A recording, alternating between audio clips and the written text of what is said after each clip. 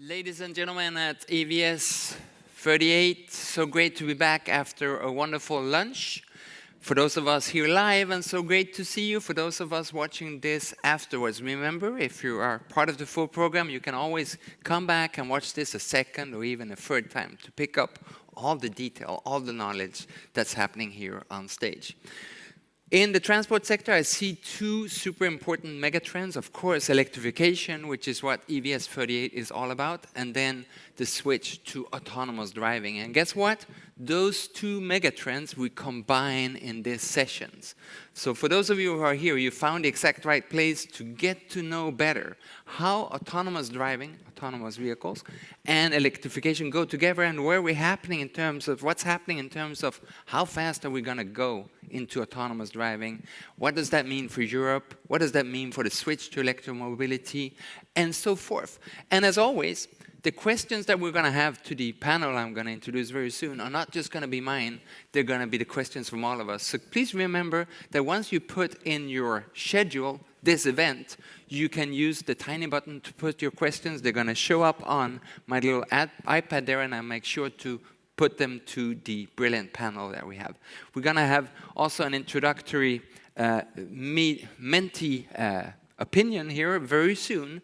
I'll ask you, when do we expect autonomous to be the new normal, which we can then build on in discussion. But before that, I'm so excited to present to you, first of all, a very brief video from our dear friends at DEKRA, showing how they work with autonomous independent vehicles.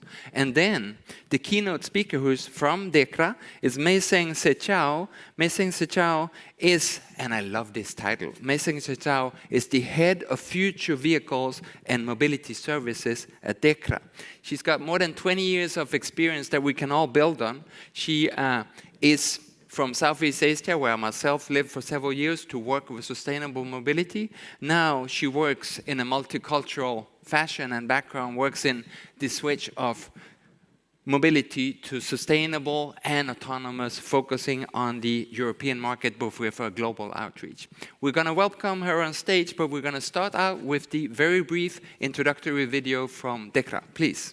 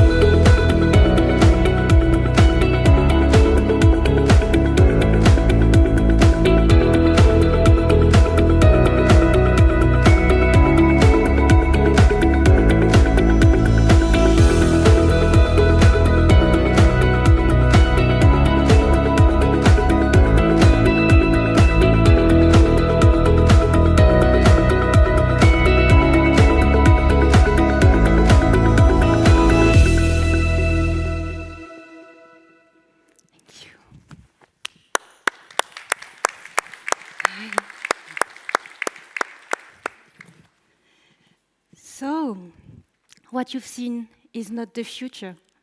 This is real. This is now. Autonomous technology is already there. The real question is, are we ready to scale it? Let me start with a little question to you in the round. I'd be interested to know how many of you is driving electric. Raise your hand.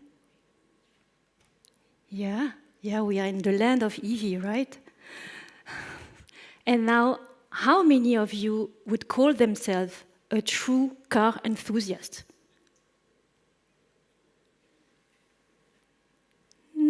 Okay, so let me tell you a little contradiction about me. Although I've worked over 20 years in the automotive industry, I am not a so-called car enthusiast.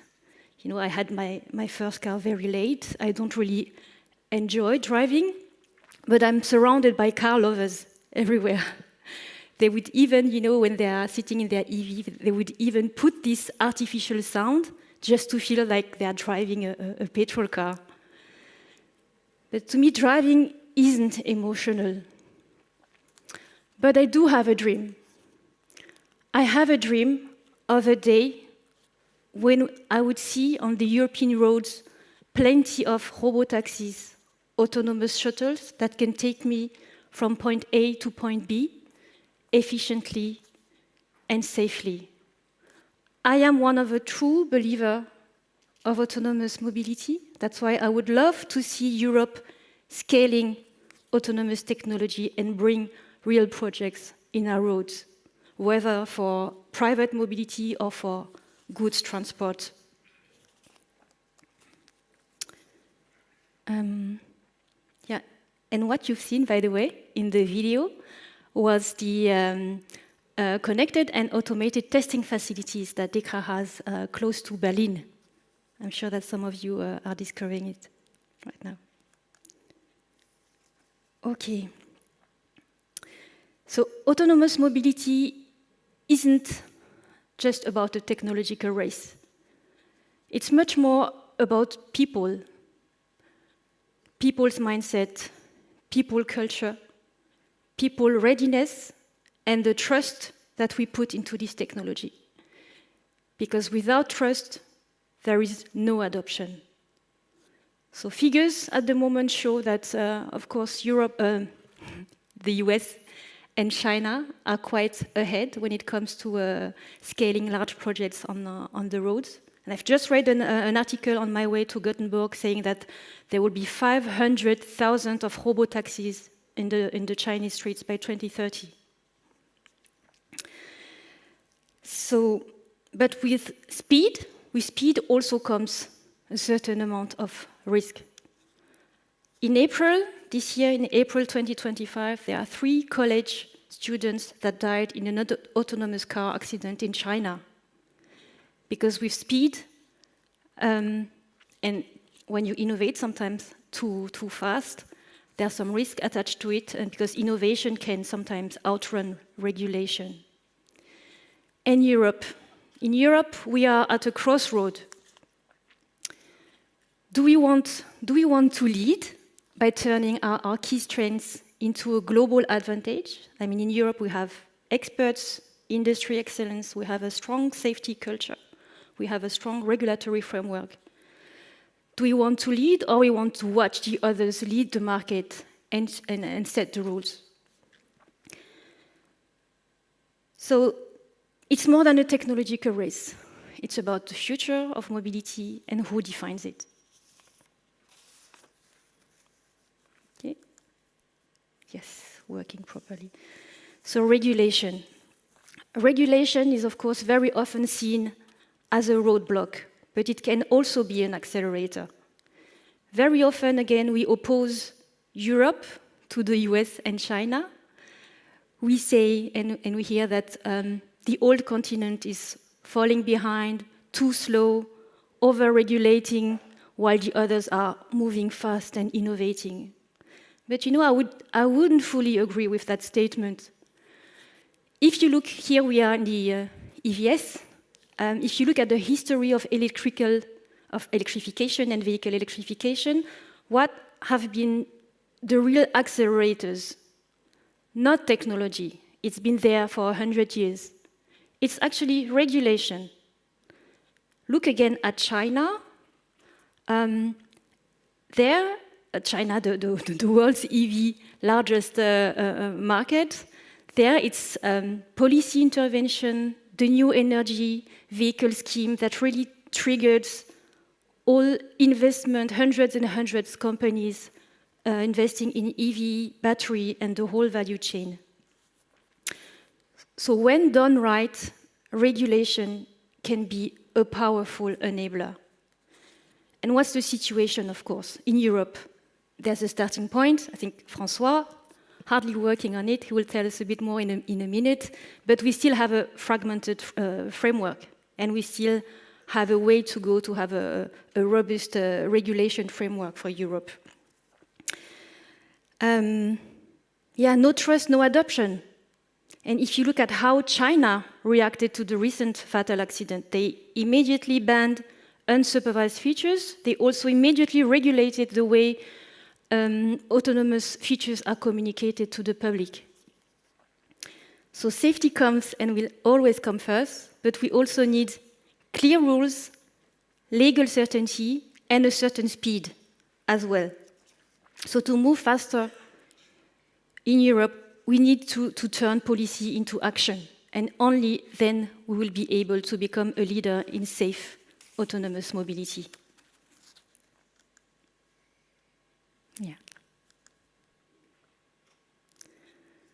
Okay. As we are typically entering the era of software-defined vehicles with full connectivity, over-the-air updates, highly automated functions, it opens massive opportunities. But this also creates additional risks attached to when we think about cyber attacks, for example, and we know that knowing that a single breach can compromise one single vehicle or entire fleets. So that's where digital trust comes also in. As we will rely more and more on computers to make decisions instead of human in milliseconds sometimes, we still have the responsibility to ensure that all this intelligence, all this AI, all these algorithms are transparent, secure, trustworthy, and also respecting a certain ethics.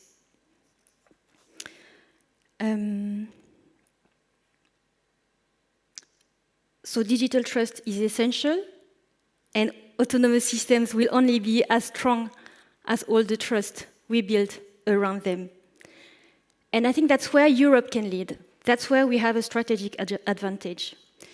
Because we have pioneering regulations such as the Data Act, the AI Act, the Cyber Resilience Act, UNSC regulations. So it's not only about regulating, it's really about laying the foundations of a solid, responsible, and people-centered innovation. And in this global race, you know, when it's often a question of speed, I think we really have a unique chance to make a difference.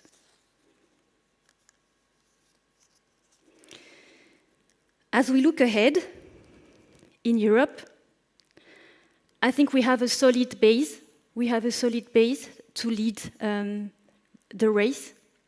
We have recently, the European Commission launched this strong European Automotive Action Plan with the specific dimensions on innovation and digitalization. So they will lay the ground to support investment into connectivity, automated driving, AI, and so on. And we have plenty of industry examples that are working well in Europe. We have Einride. You've seen this fantastic futurist electric truck that is already in service in logistic areas. We have Elon Road that is addressing charging challenges. We know how important it is to have a solid infrastructure. And we also have initiatives such as Drive Sweden. Drive Sweden is bringing academia, government, industry players together to test autonomous projects into a real-world environment. And then we also have companies such as DEKRA. So DEKRA, as an independent, neutral testing, inspection, and certification organization, everything we do is around safety. We are here to support the ecosystem by making sure that the cars, the components, but also the technologies, infrastructure are safe, secure, and compliant to standards and regulations.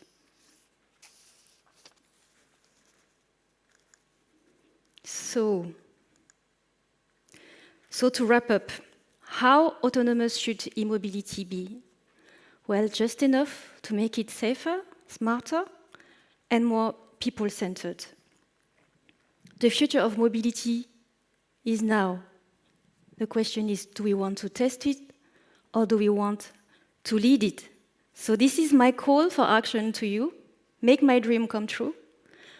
This challenge needs a collective action, So let's work together to make this future safer, and let's drive with speed, purpose, and vision. And my final word before handing over to the great panel that will dig into the challenges and opportunities. This year marks the 100th anniversary of DEKRA. So I would like to invite you to connect with us, connect with me here at the DEKRA booth, or just connect on LinkedIn. I'm looking forward to it. Thank you very much for your attention. Enjoy the conference. Yeah, thank you. Thank you so much, Meuy. That was a great introduction, and I love the challenge. Do we want to test it, or do we want to lead it? That's what we're going to discuss with this panel. Also, warm congratulations to DEKRA for the first 100 years, many more successful years to come. Let me introduce, please, the Menti question that we have for you guys to start answering on your smartphones, and also remember to please put questions to the panel. And I'll now introduce the panel one by one, and I invite us all to applaud them as we see them enter the stage. First, we got Karin Ebbinghaus, who's the CEO and founder of Elon Road. She's also on the board on so many relevant places for us, and she's one of the people that the EU continues to turn to for precisely these questions. Karin, please. So good to have you here, Karin. We've got Henrik Gren, who's the General Manager of Autonomous Technology with Einride. Henrik has been more than 30 years with a big Swedish constructor of automotive vehicles here in Gothenburg. You did that for more than 30 years. You must have started when you were like 5. Henrik. We've got Jan Hellåke, who's a senior advisor with Drive Sweden and is also responsible for the cooperation between Sweden and the US when it comes to autonomous driving. Jan, welcome. Last but certainly not least, we got the secretary to the Working Party on Automated and Autonomous Vehicles and Connected Vehicles at the UNECE, Mr. François Guichard.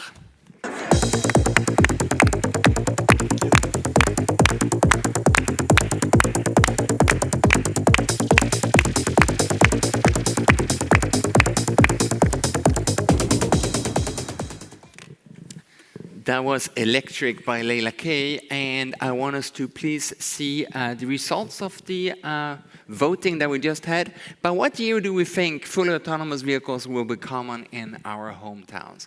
And of course, there's a lot of not very scientific parts of this question. What do we even mean by autonomous? What kind of vehicles are we talking about? And what is common? But it was just to get a sort of grasp of where we are in this discussion. And most of us think it's actually going to happen fairly soon. Between 2030 and 2040 is where most of us agree. And there's one person, I don't know if you want to tell us who you are, one person in this audience says it's never going to happen. We're going to remember that red sign there, because I might sometimes also think, is this ever actually going to happen? So I want to start the discussion by all of us giving your vote, because we're the professionals, you're the professionals here. What is the correct answer to this question? Starting with you, Karin. Oh, thank you. That's a hard question, but I would also go for between 2030 and 35. I think it will happen. It's just a matter of time. The technology is there. It's not due to technology. It's due to our human behavior that we need to change, and that unfortunately doesn't come too quickly. Yeah, I mean, we operate commercially already as we speak, fully autonomous heavy-duty trucks, unmanned. I wouldn't call them common in many cities, but they are here. So I think, as many have said, it's about how does that scale, and basically back to what you said before we started the panel, which city is it actually you live in? But if I have to pick a number, I go with the same number as you, 30 to 35. Okay. Okay, you mentioned that I am carrying 2 caps coming here, representing 2 different government-funded programs in Sweden, and one of them relates to the US, and I happen to live in the Los Angeles area for part of the year. And there I would say it's already happening, because when you see a Waymo there, you don't react anymore. It's there for you to take, and people use it a lot of time. If we look at what's happening in Sweden here, as we speak, The local public transit agency is testing a driverless bus here in this very blocks here, and it will be commercially available later this summer. So I hope that will, well before 2030, turn into a reality where it will be a commonplace view, even in Gothenburg. And we want to build on your experience from the US, because I think we've all seen how it's actually happening in the streets there. That's exciting for us to learn more about. François? Well, I think it's going to happen tomorrow.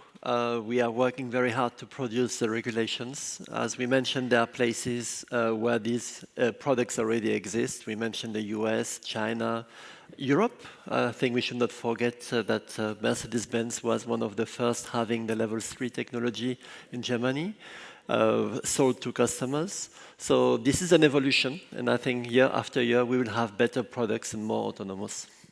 François, thank you for that, for immediately mentioning these different levels. Just very briefly walk us through it. What do we mean when we say autonomous, and what are the different stages here?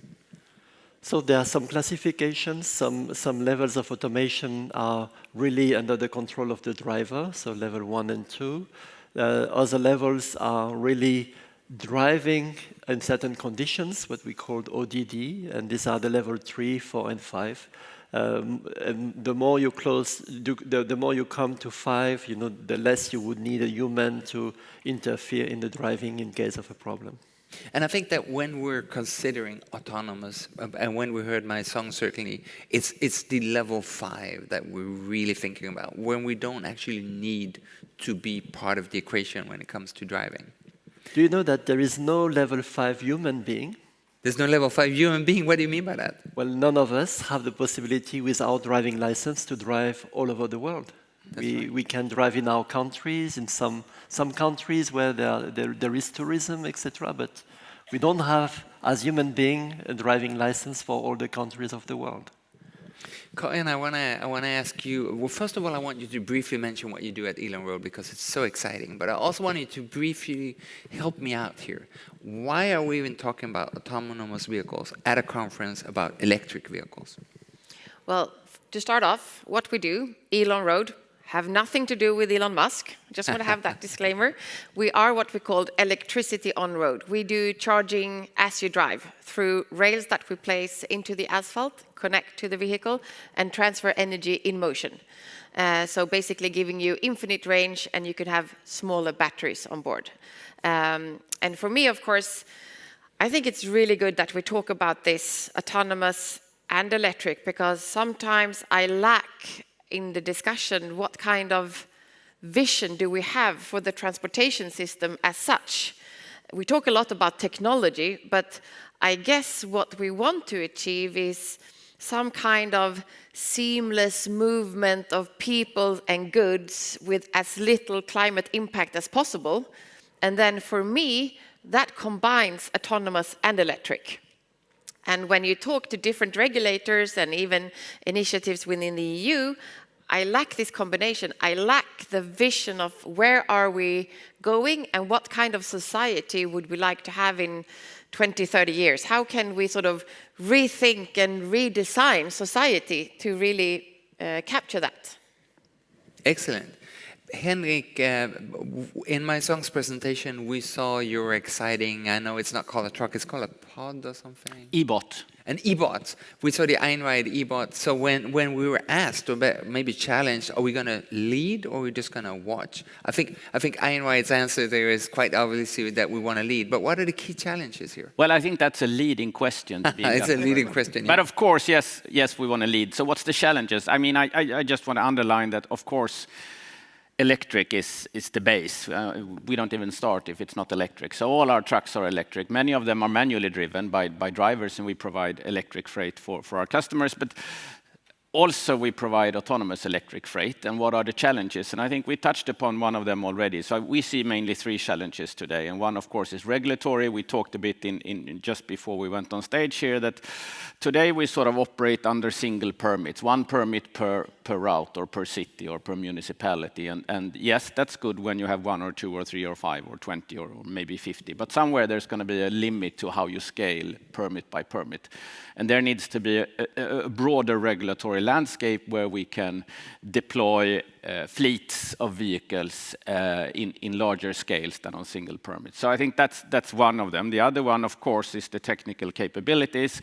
We build our machine learning stack and we collect data every day, but still, of course, we are operating under certain ODDs, as mentioned before, where we are fully capable.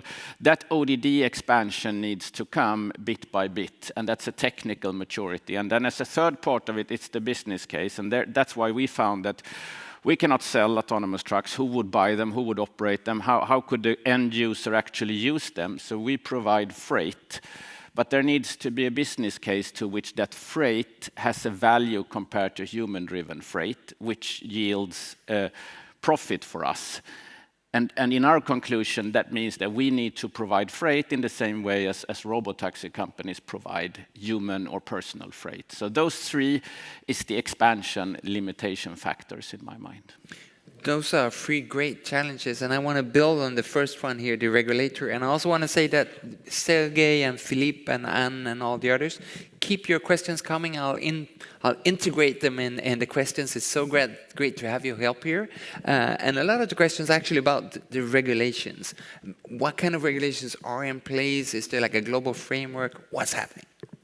So at UNECE, this is a UN agency, so we are not in Brussels. The E doesn't mean Europe right. in This the is sense UN. of Brussels. This is a UN agency dealing with technical regulations. We have different frameworks, it's complicated, but we try to do something we never achieved in the past. We try to have a single framework, regulatory framework, on a technical level for automation.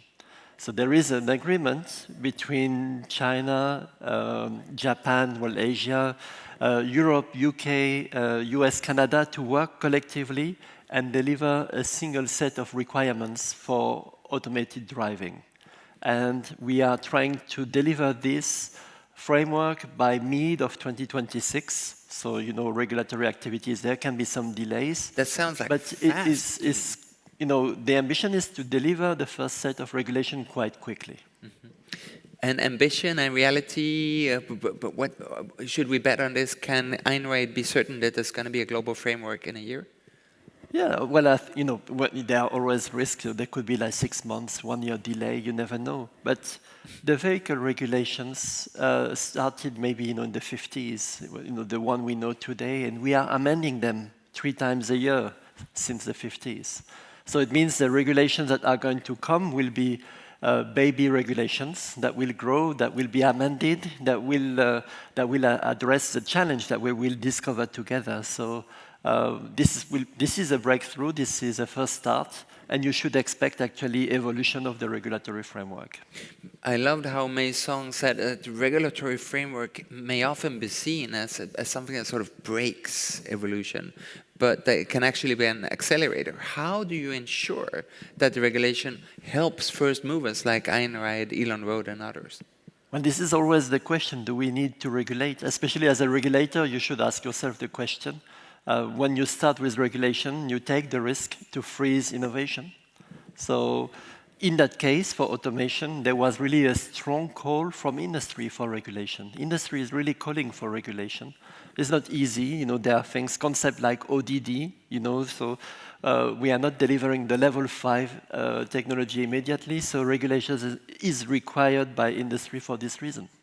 John, I think top of mind for many of us when it comes to autonomous driving is what's happening in California. We see all these self-driving taxis and so forth. What's the key to success there? Is it regulation or is it lack of regulation?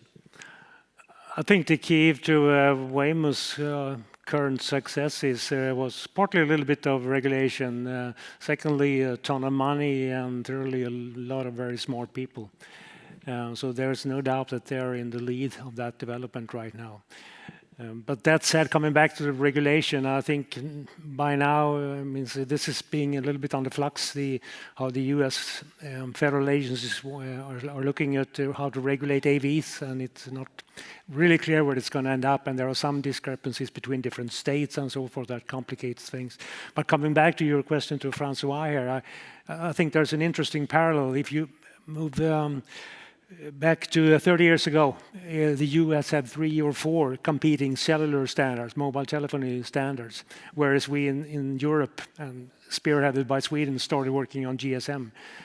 Today, it's no doubt the GSM or the corresponding technologies is the world leading, and you can use that phone everywhere in the world.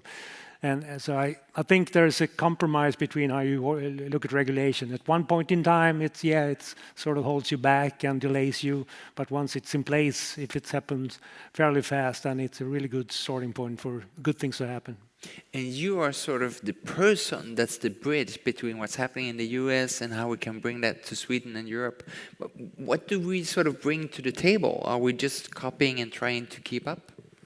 I think, as always, we should try to copy the good things and forget about the bad things. But also coming back to that phrase that we've been hearing quite a lot recently with the EU innovates, the US innovates and EU regulates. And I think it's not as black and white as that. It's much more gray area, and hopefully we can catch up. I think there's no doubt that we are right now behind the development of AV technologies working in any situation compared to the US and Europe, but hopefully we can catch up. So interesting, and I love following your work because your work is to keep us all informed about what's happening as well. There's a great question here from Heikki, which is, where will autonomous start first? Is it going to be for transporting me and my friends, or is it going to be for transporting goods? Is your bet on goods? Well, absolutely. I've been in the car industry for, as you said, nearly 3 decades, but I see so many benefits in transporting goods, which are sort of reliable, predictable, and usually on fixed routes back and forth, which are key enablers to prove safety and to scale. And also you need a business case around it. So you as I said before, leaning forward with the regulatories, and I believe in a very strong collaboration where we as leaders in the industry, together with the regulatory bodies, create the regulation and how you prove things to be safe and actually fulfill the regulations. And if we do that together, I think that can be a speed advantage rather than a limitation. And going forward with that, I definitely see that we can scale fast in Europe. Karin, what's your answer to this?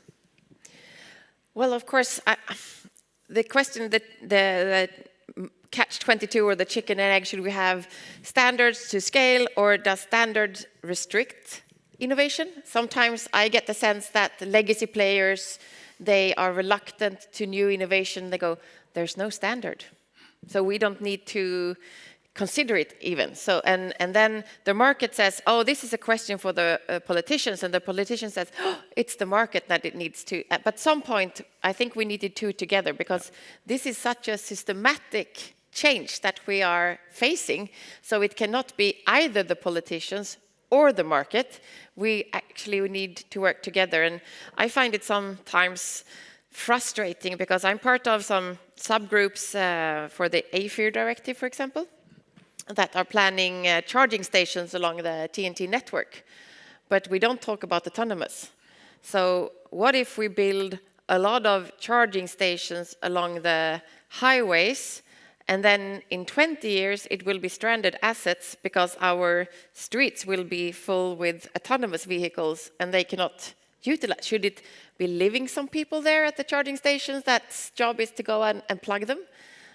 So for me, having these kind of two thoughts at the same time is that will be really critical. They should be automated, of course. Yes, of course. Automatic charging stations, and then connectivity throughout that highway, and then it's future-proof. We can drive. So if you're self-driving, you should be self-charging. Self-charging, self-driving, and always connected. Yes. And I want to ask the two of you, because you're both Swedish-based company. As a Swede, I'm super proud that you're doing this in Sweden. But many people also ask, okay, so California, it's sunny. It's nice. Sweden, it's winter, it's snow, it's ice. Isn't this the hardest place to do this? Yes, but if you can make it there and make it work there, then you can make it everywhere. Yeah, and it is an argument, and it's sometimes strange that you think that new infrastructure should be working like perfectly all weather. I mean, look at what happened in the southern part of Sweden when it came a snow dump and people were blocked for 24 hours. So our normal streets doesn't work when it's snowing, but everyone asks us, well, how does your charging infrastructure work in snow? Mm-hmm. And I go like every other other infrastructure. So it works. The answer is it works. Yes. And for autonomous trucks that you do, blizzards, snowstorms? Well, I mean, when you say this, I just remember the last fall when I was up at Apotea in Morgongåva, and it was dead cold, -10, and snow everywhere, and we ran with the, of course, we had gravel on the road. We made sure so you get friction, but once we have put friction on the road, we operated on snow commercially with our autonomous trucks. And also another anecdote, we launched a SaaS model a while ago where we provide our software stack to other vehicles than our own self-driving trucks. And we have also explored to do that in both civilian and defense applications. And one of our partners said, well, we have been talking about this with some other companies from California, but they are all pretty poor in snow performance. How is your snow performance? How is your snow performance? Exactly. So, of course, it's brilliant. I think, I mean, Europe can really take the lead in this. I mean, if we develop the GSM standards and system, we could do the same for transportation. So combining electric, autonomous, and charging, and really finding a core where we can have as resilient, resource efficient, with high uptime, smaller batteries. We reduce our dependencies upon critical minerals from conflict countries. I think we have a golden opportunity to really put on the leading sweater here. And as far as use cases, we should aim for in Europe for shared transportation. There's not a ton of automated buses in the US. And that's where we really want to go, because the last thing we need to happen is that there's one person in every AVs that's going to just... One person in every vehicle or zero person exactly. in every vehicle. It's even worse. I'm going to pledge Chatham House rules for 20 seconds here and just tell you that I don't know if I'm there anymore, but I used to be on like the secret think tank of a big German car manufacturer. And they said, we love autonomous driving. It's going to help us sell more cars because there's never going to be any reason to go by public transport. You can do your work, you can send your kids and everything by car. How do we make sure that your vision, rather than this German friend of mine, their vision, happens?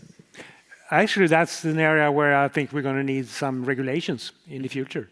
We pass it on to François. Yeah, exactly. And I mean, that also very similar to the logistics challenge. What is the size of a truck today? Well, the size of a truck today is defined by the labor cost being the most costly part of transportation and what is street legal. And as soon as you automate, there is a completely different equation to solve in the size of a vehicle, both for human transport and goods transport. So what's the optimum size? That depends on where things are moving, from which A to which B, and where is the common route, and how do you optimize that on a systematic level? It's a completely different answer, but is it generally that the optimal size can be smaller and thus logistics can happen faster because you take the cost of the driver out of the equation? Well, yes, but the interesting thing that is such a complex equation to solve, so not even the greatest supercomputers today can actually just deterministically define that. So it's still an equation where you can keep optimizing, and the optimization opportunity is huge. And that's sort of your sort of secret business plan. And in addition to I forgot the name, not the pods, the beautiful trucks that you make, you also help with this part. Correctly. I mean, we recently joined a partnership with IonQ, which is a quantum compute provider, where we see, now we talk in the future, where we see the advantage of actually computing what's classically the tradesman journey. How do you get from A to B with a lot of A's and a lot of B's, and solve that equation in the most efficient way? That's part of our purpose. François, we gave you some extra time to think. How do we ensure that our cities don't become clogged with autonomous driving vehicles with nobody in them? There are many levels. So, if we think in terms of climate change, there will be most probably indicators telling us what is the best way to transport people and goods. Another level is safety regulations. There will be different things. I'm not able today to tell you the solution. We don't have it in our committees, and we are not looking for the precise technical answer to this question. Because we want to see these products arriving on the market. We want to have innovation. We are not behaving like like the planner saying tomorrow there will be one single type of bus, and the time for this bus to leave will be that time. And by the way, you will have to go only on specific bus stops, etc. We are not not at all behaving like this. You know, we are very much about technology-neutral regulations, performance-based. And I think so, you know, the answer to the optimization is really performance-based. And you're the UN, so it doesn't get bigger than that. And below the UN, we can have it at regional level, EU level, for instance, and it can be individual countries like Sweden, or it can be the cities. Is some of this discussion to be dealt with at city level, do you think? And for the rest of you as well? Well, I think that we should not ignore any level. So, you know, the one that knows best about the conditions should have a say, of course. So, you know, as a city mayor, you know about your city. But what I would like to avoid, what I would hope we avoid, is to have a multiple layers of constraints and requirements. I think if we do that, we are going to actually minimize the potential impact of this technology. I don't have the real figures in the head, but I think, you know, if we look what happened during the last 10 years, it's probably already 50 billion spent in Europe for the development of this technology, maybe another 50 billion in the US and another 50 billion in China. So please check the sources, of course. But I don't know exactly by heart. I'm not going to check those so sources. We need to deliver something. Yes, so let's just consider this. Let's just say it's a lot of money spent, a lot of time, a lot of effort, a lot of brilliant minds spent on autonomous driving. Until now, it hasn't proven to be very much safer. Is it really solving a problem, or are we creating a problem that's not really here? I like to drive my car. Why would it be so important that I don't do it in the future? Well, I mean, we also have car factories today where there are robots that weld the bodies, and of course we could go 100 years back and have humans weld the bodies again. And, I mean, we are automating parts of our society step by step, and it requires, of course, safe technological solution, and we have done so within confined perimeters in factories and warehouses for tens of years, and I think it's time to start to see it on public road. You know, I'd like to say something, though. We have huge problems to solve. One is climate change. We talk about it here, ESV, of course. Another one is road safety. We have 1.2 million people dying every year on the road. So, and you know what? Many developed countries are saying they are reaching a plateau for more than a decade. So, you know, last week in Bangkok, for example, Canada explained to us that for them, innovation, technology is actually the bet of the country in order to go below this ceiling. So, you know, we are expecting a lot from these technologies. Technology can be a part of the solution to solve our big problems. During the hype of autonomous, some 5 years ago, I mean, it was seen as automation was seen as the holy grail that will fix everything with traffic, congestion, environment, safety, you name it, accessibility. Well, I think, is really dangerous to look at it that way. But we should use the good sides of AVs, and that's not putting it in a privately owned vehicle, but use it in shared application like feeder buses, automated feeder buses to mobility hubs in the suburbs. Obviously, goods movement in any kind of application, but try to be a little bit more restrictive when it comes to introduction in a privately owned car. And the scary thing that happens, and I think you can attest to that what typically shows up as a premium feature in a premium car brand, be car radio or ABS brakes or whatever, ends up 5-10 years later, it's standard on the cheapest possible car model.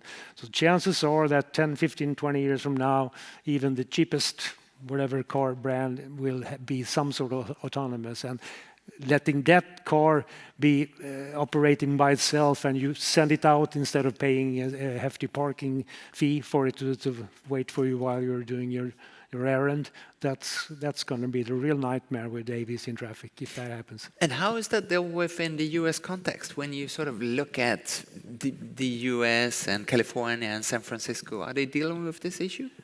They do not. There was a trend for among the ride-hailing companies to go sharing, like an Uber, but that trend was killed pretty much during the pandemic, and they're having a hard time to come back to those numbers.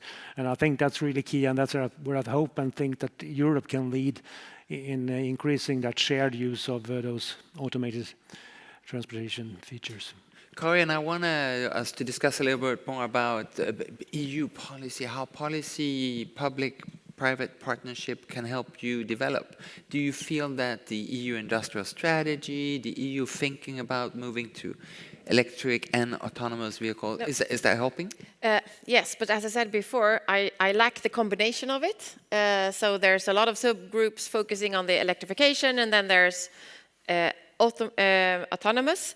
And I was actually asking a person at the Swedish Traffic Authority, so because we wanted to find arguments, obviously, that electrical roads would provide a solution, and that, but what about if all vehicles become autonomous? Instead, it will never happen. It will happen sometime in the future, but it will be so for him it was a non-issue, and I find that a bit scaring that we have authorities that have such a lack of faith or lack of vision. And also some person at the traffic authority said to me, you should sort of speak to the politicians, because it's not our job to place the vision. It's really the politicians' job to put the vision. So I think that we should formulate, and perhaps we can do it together here, formulate the vision of what kind of society would we like to have 20 years from now, and then sort of reversing and seeing what should we start doing now to achieve it, because it's easier if you have this common goal. And for me, it's, you said how much funding has gone into autonomous, how much funding has come into electrification, you put it together, and then how will you get the energy into the vehicle? Like zero funding. And for me, that's so strange. For now, I mean, if you have an autonomous and electrical vehicle, we are just copying the same behavior of refilling gas. It looks, if you go to a charging station, it looks like a gas station. And for me, it's, if we can stream music, why don't we stream energy? And Karin, I'm thinking, because the Elan road, the way it works is that you get electricity from the road, roughly like this. And it seems to me that that's like a nice precursor to autonomous driving, because then you're already telling the car where to go. Exactly. I mean, our rails, we have sensors, we have LED lights every meter, we have radar. I mean, basically, you can get any kind of data point you would like to get from the road. What is happening 1 kilometer ahead? Is there an object on the road? What's the road temperature? Of course, the road and the vehicle can interact. I mean, I guess that kind of connectivity would be useful. But I'm just assuming. And you're assuming something else, and that is that the politicians will decide, and hopefully the politicians will listen to us, the people who elect them. And that brings us to the subject of customer acceptance. You, when you work with primarily professional customers, what is the level of acceptance and expectations when it comes to autonomous? Well, I mean, I think that's part of our key and secret sauce here, is that we provide the same service to our customers, whether it's automated or if it's delivered by a manual driver. And I think that a vast majority of our customers, they are shippers, they want their goods from A to B, and they want it cost efficient, reliable, resilient, and predictable. And today we do that as best as possible with human drivers, which actually, again, back to the 1.2 million people dying in traffic caused by a majority of human error. Again, what are the non-reliable or non-resilient parts of a logistics system? Well, it's sadly to say, but it's usually the human. So by automating, eventually, not maybe from day one, we will increase the level of safety and increase the level of predictability and resilience. But the key is that the shipper who buys this service has a very easy purchase. I buy the transport or the freight capacity from A to B to the same price and the same delivery. And frankly, basically, I don't care if it's delivered by a human driver or an automated driver. We provide the same product for the same price to the shipper. John, when you study public acceptance in the US... I mean, can I continue on that? A couple of years ago, MaaS, or mobility as a service, was another big hype in society, which was really the same thing, what you were describing, to get your goods from A to B. It's getting me from A to B by combining in different transports. For a number of reasons, that idea didn't take off due to many times financial or lack of enough margins for each of the involved operators. But I think in the end, using AI to combine transportation patterns and availability of different vehicles, I think some way it's going to happen one way or another. But also when you see Waymo that was mentioned, 20,000 rides daily, I think now with autonomous, a lot. It's the new normal in parts of the US already. What is public acceptance to that? I think most people saw the news last summer when there was some pretty violent protests happening in primarily the Bay Area in San Francisco, but that seems to have died off right now. And the one reaction you still see is tourists taking a picture of the cars as they drive by. But I would say that the general public has gotten really used to that. And speaking about reliability and trust in the vehicle, I've taken quite a number of people for the first time, and non-technical people with no AV background, and 1 minute into the drive of a Waymo, they forget about it. They forget that there's no driver behind the steering wheel. So it's. No, I hear a lot about public acceptance, and when I look at other technologies, it's very surprising. But usually, people like technology, and they buy in and they take it. Of course, technology can be good, bad, or good and bad depending on the elements, and there are regulations to address that. But usually, people like new technologies, and they try it and they adopt it. And a lot of new technology almost happens without us realizing. It just becomes the new normal. We don't even remember what happened before. But I want us to end on something visionary and beautiful to give to the audience here. Building on what Karin asked for, what is the vision? Let's say we're at EVS 38 now. Let's think of EVS 48. In 10 years from now, what kind of vision will autonomous electric vehicles have helped us achieve? Starting with you and then all of us. So let me start with a provocation. Do you really want that a public servant like me define your future alone? I do not. So let's define it together. Let's be open.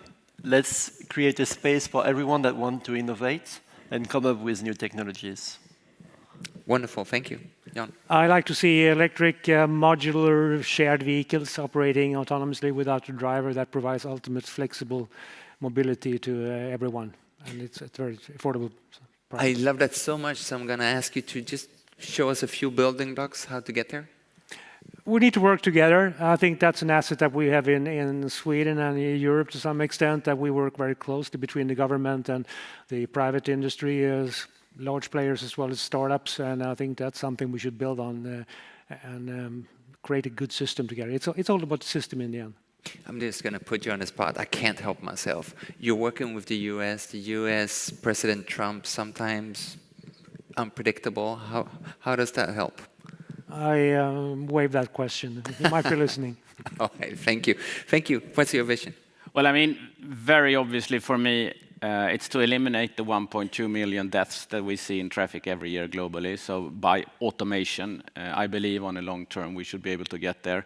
And then, of course, I believe it's about 8.5% of the world's accounted CO2 emissions that comes from diesel transportation today that should also be completely eradicated, replaced by electric. I love that you brought that up, because in the case of Sweden, we have many times more people dying from traffic than in traffic. And of course, we need all those numbers of death to go down to zero. And that's where electric and autonomous vehicles can really help out. Thank you. Last but not least, Karin. Yeah, and building on what you said, I think that we should aim for the lowest carbon footprint from transportation. So really rewarding in all procurement and voting with our own wallets, buying transportation or choosing transportation mean that has the lowest carbon footprint. And it will be electric and autonomous. It will be electric, it will be autonomous, and the discussion continues. I was so grateful for you to invite us all to the continued discussion here at the EVS 38 and then onwards, obviously. I'm also so grateful for all the brilliant questions that were posed by you. I think I covered like 14, 16 of them. And especially, what a treat for us to have such a brilliant panel. Please help me in thanking François, Jan, Henrik, and Karin.